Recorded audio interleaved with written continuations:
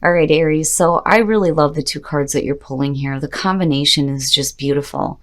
So this week from Le Vampire, you pulled natural, authentic, real, and organic.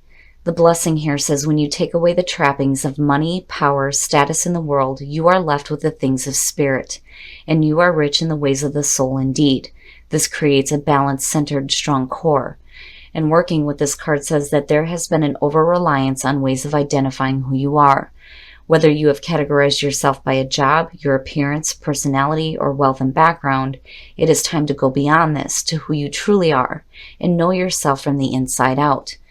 And then from Chakra Wisdom, Self-Worth, the inspiration here says, people, events, and material objects beyond your frame of reference are being drawn to you. Aim higher, for you will draw even greater experiences into your life. Allow your energy to grow. Receiving is an action. The personal question says, how do I relate to the word deserving? Am I ready to allow myself to receive what others may not? The key ideas are greater knowledge, innocent curiosity, being rewarded, receiving divine love, and then the keywords are faith, self-love, and value. So for a lot of you, this is you finding your self-worth and getting back to who you are naturally. And I love the part of the self-love. All right, Aries, here we go. Here's the energy coming through. The Two of Pentacles. So for some of you, you may be juggling a couple of different situations here. The Two of Pentacles kind of bothers me a little bit because I don't like the idea of somebody constantly being in the balancing act. You know, for some of you, it's having to deal with life, having to deal with work, and keeping everything up in the air. You know, it's saying that you have the ability to maintain this. You're flexible. You can go with the flow and deal with changes as they come. But there may be a need here for you to, you know, look at something that you can kind of set aside so that you're not, you know, constantly in the balancing act, and there can be some more focus on balance with other things in your life. But we shall see. And in the past, the Queen of Swords. Now, for some of you, as far as the energy that's surrounding you, the Queen of Swords for me is, you know, she's the ass kicker. She will kick your ass if you cross her, right? She cuts through the bullshit. She's been through pain in the past, but she comes forward directly with the truth, and there is the clear communication there, but I think she's a little bit more harsh than possibly the King of Swords. I mean, yeah, he definitely has a harsh side depending on what's surrounding him. But, you know, this for me is a woman who has been through quite a bit. Now, for some of you, you know, this could definitely have to do with another person. You're looking at air here. Gemini, Libra, or Aquarius. And this could be male or female. But there's something involving this person that you're like having to balance out. Oh, hey now. All right, so in the present, the King of Cups. You may be dealing with a couple different people. Now, you know, again, the feeling there for the Queen of Swords doesn't surprise me in terms of, especially my Aries females out there. Because of the pain she's been through in the past, it's made her stronger now. You know, and she is looked at typically as a single woman. I mean, the energy around her is good. I love the Queen of Swords.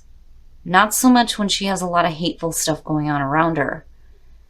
But when you're looking at that in terms of another person here, because the King of Cups, I do not feel Aries energy surrounding this at all. I do feel that for some of you, you're dealing with another person here. And you're looking at water, Cancer, Scorpio, or Pisces. Now, for some of you, yeah, you could be juggling, you know, a couple of different situations with people. But I feel Aries energy surrounding that Queen of Swords more so than I do that King of Cups. So I do feel more like this is another person. And there may be things in the past that you're still dealing with. And now this person is entering in and you're like juggling it out, right? Oh, future conditions. So the Four of Swords. Now, if, you know, and that's the other thing. I'm going to take a drink of coffee here. Hold on, guys. Oh. When you're looking at the Queen of Swords, anytime I see, you know, the two court cards here,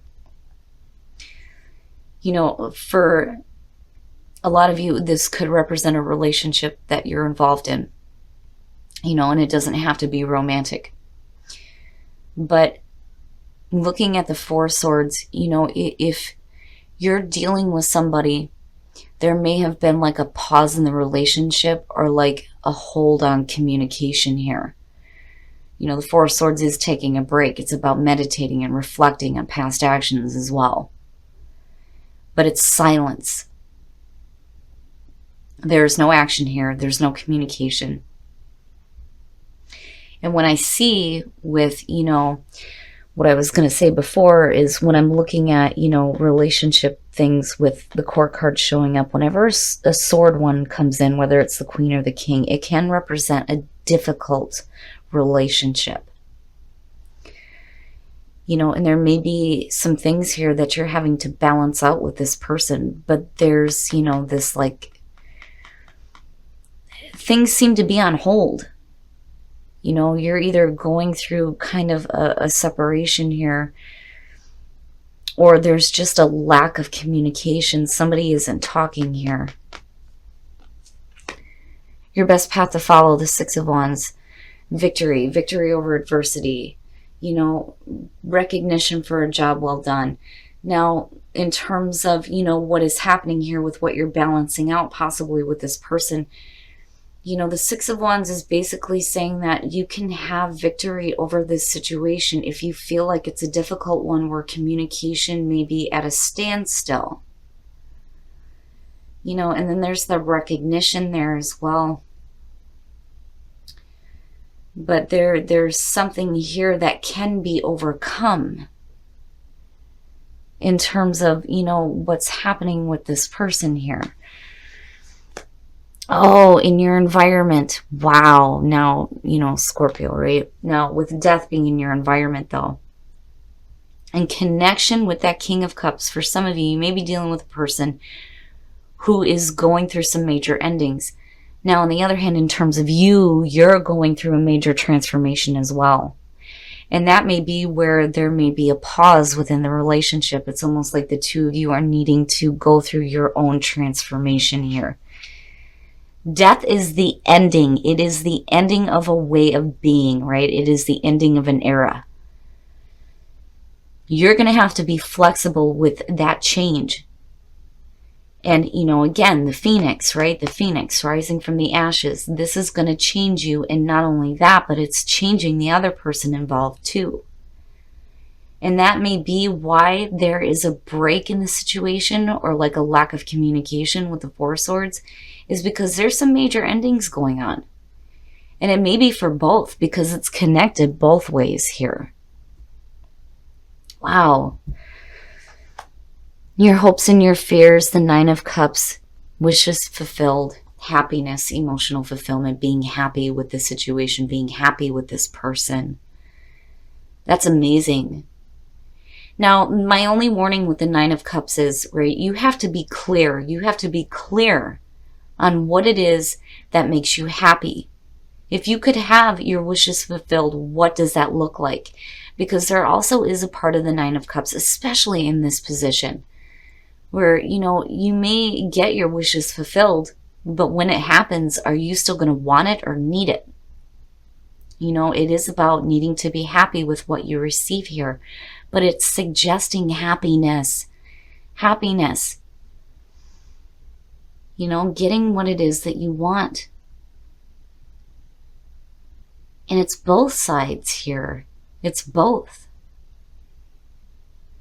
The two of you may be going through very different situations, but ultimately, I think that the both of you are looking at wanting happiness here, you know, and going through that transformation. Wow, Aries. All right. Oh, and then the outcome, the Two of Wands. All right, so, and this looks better in terms of what is going on here. And we'll pull a clarifier for this, but when you're looking at the Two of Wands, you know, what actions are you going to start taking here?